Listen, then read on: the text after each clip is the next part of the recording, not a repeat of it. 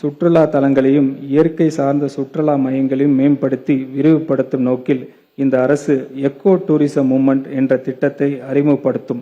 இந்த திட்டத்தின் கீழ் மலையேற பாதைகள், வனவிலங்கு சுற்றுலாக்கள், பறவைகளை பார்வையிடும் பாதைகள் மற்றும் படகு சவாரி பாதைகள், என்விரான்மெண்ட்ஸ் உகந்த தங்குமிட வசதிகள், வழிகாட்டி மையங்கள், பார்வையாளர் மையங்கள் ஆகியவை உருவாக்கப்பட்டு மேம்படுத்தப்படும். மாநிலத்தின் பல்வேறு இயற்கை நிலப்பரப்புகள், வனங்கள் மற்றும் வனவிலங்கு பாதுகாப்பு பகுதிகள் உள்ளிட்ட இடங்களில் உள்ளூர் மக்கள் மற்றும் பழங்குடி இன மக்களின் பங்கேற்புடன் இந்த இயக்கம் செயல்படுத்தப்படும். உள்ளூர் மற்றும் பழங்குடி இன மக்களின் வாழ்வாதாரத்தை வாய்ப்புகளை மேம்படுத்துவதுடன் வன பாதுகாப்பதற்கு பங்களித்து பொதுமக்களிடையே இயற்கை குறித்து விழிப்புணர்வு ஏற்படுத்தும் இத்திட்டத்திற்காக 25 கோடி ரூபாய் நிதி ஒதுக்கீடு செய்யப்படுகிறது. கலை மற்றும் பண்பாடு. தமிழரின் தனித்துவமான வரலாற்றையும் சிறப்பான பாரம்பரியத்தையும் பாதுகாக்கும் நோக்கில் கிழக்கு கடற்கரை சாலையில் அமைந்துள்ள தமிழரின் பாரம்பரிய பண்பாட்டு தலங்களில் தரம் உயர்த்தப்படும். இதற்கான விரைவான திட்ட அறிக்கையினை தயார் செய்வதற்காக திருத்த வரவு செலவு திட்ட மதிப்பீடுகளில் 5 கோடி ரூபாய் ஒதுக்கீடு செய்யப்படுகிறது. இந்த அரசு நாட்டுப்புற கலைஞர்கள் வாழ்வாதார பாதுகாப்பு திட்டத்தை அறிமுகப்படுத்தும். இத்திட்டத்தின் கீழ் ஒவ்வொரு ஆண்டும் நாட்டுப்புற கலைஞர்கள் நல வாரியத்தில் பதிவு செய்யப்பட்டுள்ள சிறந்த முறையில் செயல்படும் 200 கலை குழுக்கள் தேர்ந்தெடுக்கப்பட்டு 100 நாட்கள் பண்பாட்டு நிகழ்ச்சிகளை நடத்துவதற்கான வாய்ப்புகள் வழங்கப்படும். இத்திட்டத்திற்காக 23 கோடி ரூபாய் ஒதுக்கீடு செய்யப்படுகிறது. இத்திருத்த வரவு செலவு திட்ட மதிப்பீடுகளில் சுற்றுலா, கலை மற்றும் பண்பாட்டு துறைக்கு 775 கோடி ரூபாய் ஒதுக்கீடு செய்யப்படுகிறது. தமிழ் வளர்ச்சி. தமிழின் பாரம்பரியத்தையும் பாதுகாப்பதிலும் இளைஞர்களின் திறமைகளை ஊக்குவிப்பதிலும் நமது அரசு உறுதியான அர்ப்பணிப்புடன் செயல்பட்டு வருகிறது. செம்மொழியான தமிழ் மொழியின் இலக்கியத்தின் மீது இளம் வயதிலே ஆர்வத்தை வளர்க்கும் நோக்கில் 300 திருக்குறள்களை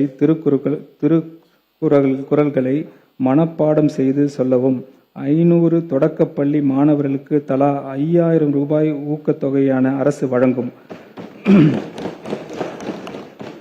மேலும் தமிழ் அறிஞர்களுக்கான நிதி உதவித்தொகை அரசு உயர்த்தி வருவதுடன் தமிழ் மொழி தியாகிகளின் ஒப்பற்ற பங்களிப்பினை நினைவு கூறும் வகையில் கல்லூரி மாணவர்களுக்கான மாநில அளவிலான கட்டுரை மற்றும் பேச்சு போட்டிகள் அரசு தொடர்ந்து நடத்தும்.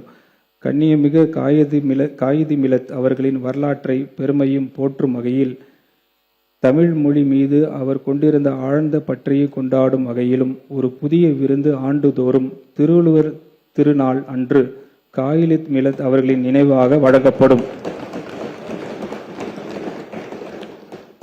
தமிழ் இணைய கல்வி கழகத்தின் மூலம் லார்ஜ் லாங்குவேஜ் மாடல்ஸ் உருவாக்குதல், அரசின் அதிகாரப்பூர்வ தொடர்புகளை ஆர்டிஃபிஷியல் இன்டெலிஜென்ஸ் சார்ந்த மொழி தொழில்நுட்ப கருவிகளை கொண்டு செயல்படுத்துதல் மற்றும் முன்னணி பல்கலைக்கழகங்களுடன் இணைந்து தமிழுக்கு என எக்ஸ்க்ளூசிவ் ஏஐ மாடல் உருவாக்குதல் ஆகியவை முன்னெடுக்கப்படும். உலக புகழ்பெற்ற தொல்லியல் தலங்களையும் பல்லாயிரம் ஆண்டுகள் பழமையான பண்பாட்டு மரபையும் நாகரிகத்தையும் தமிழ்நாடு கொண்டுள்ளது.